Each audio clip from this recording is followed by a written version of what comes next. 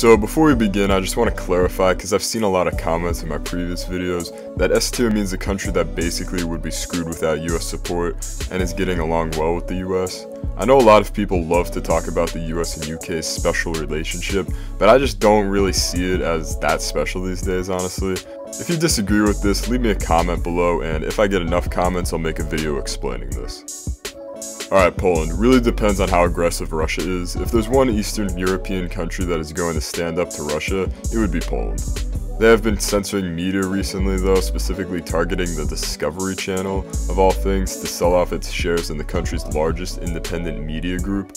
Honestly, if you look on Google, it's framed as anti-Western, but if you actually read the specifics that I just did for you, it's really just like a tariff rule, like pretty much like any tariff rule, and there's no indication that the government is going to be the only ones buying these shares. You know, if they are, then that's a little concerning, but so far I haven't seen anything about it. Yeah, but let's be honest, this and the anti-immigrant laws aren't exactly going to make the US and Poland enemies anytime soon, so B tier. Alright, Sweden, instant F tier. How could you do Rocky like that, my man? In all seriousness, it's really just another basic, friendly European country that America gets along with, so we'll put it in B tier. Alright, Belgium, honestly the same really.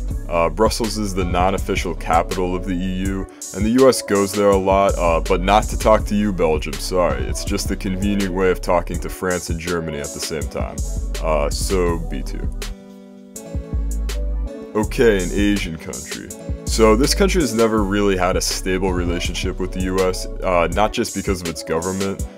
So Thailand managed to stay independent from Britain and France, and you know, things were alright between the two countries, nothing special.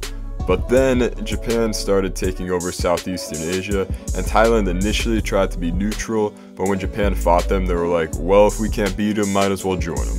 And then after they were allies with the US, but then the 2014 coup happened, and now the US doesn't really want to be friends with them. We'll put them in D tier. Iran. So this is probably the first country that I can actually place in F tier, because although Russia and China are definitely bigger threats to the US, and the US really doesn't like those countries, they still have to get along with them. You know, largest nuke stockpile, largest population. But with Iran, the US has no problem having no relations with. Alright, Nigeria. So being the most populated country in Africa, as well as having the largest GDP in the continent, America's relationship with Nigeria pretty much defines its relationship with Africa. Sorry, South Africa. You had your chance. And what have they been? Well, pretty meh, honestly. Like, they've helped out against Boko Haram, but they're really not holding a lot of talks about plans of investing in the country. However, they may change that soon though, if China keeps investing in the continent. So we'll put them in C tier. Austria. Again, just another friendly European state, B tier.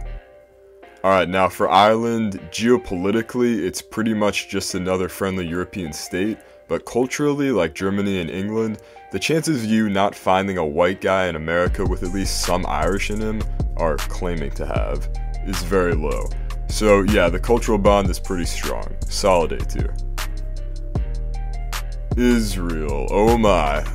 So back then I think it definitely would have been an S tier, but a lot of Americans have really woken up to the fact that this country, especially the current government, is just, well, not exactly democratic, and the Palestinians may have had a little more of a reason for being upset other than just Islamic extremism.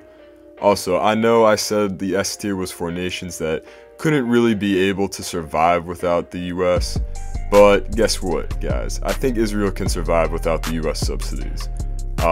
Maybe not against, you know, the full army of Iran, but even then it would honestly still put up a hell of a fight. So, if Germany is B tier, Israel is definitely B tier.